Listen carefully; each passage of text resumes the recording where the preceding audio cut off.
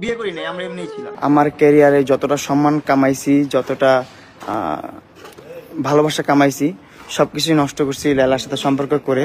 অবশেষে লায়লাকে নিয়ে মুখ খুললেন প্রিন্স মামুন। লাইভে এসে বর্ণনা দিলেন সেই রাতের ঘটনার। শুধু এখানেই থেমে থাকেনি। প্রিন্স মামুন জানালেন, আমার ক্যারিয়ারে যতটা সম্মান কামিয়েছি, যতটা ভালোবাসা কামিয়েছি, সবকিছুই নষ্ট করেছি এই লায়লার সাথে সম্পর্ক করে।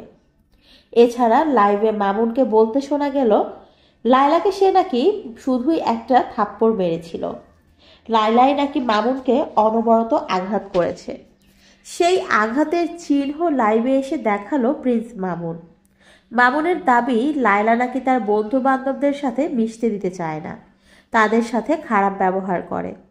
এমনকি মিডিয়া কর্মীদের সামনে তার বন্ধুদের নিয়ে এভাবে কথা বলাটা উচিত হয়নি বলে দাবি করেছেন প্রিন্স মামুন।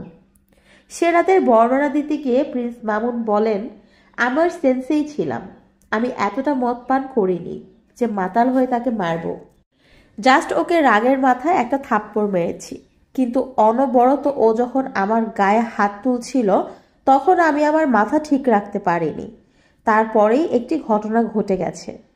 সবশেষে মামুন জানালেন, এই লায়লার কারণেই আমি যত ভালোবাসা কামিয়েছি, যত ক্যারিয়ার গড়েছি, সবকিছুই শেষ হয়ে গিয়েছে এই লায়লার সাথে সম্পর্ক করে।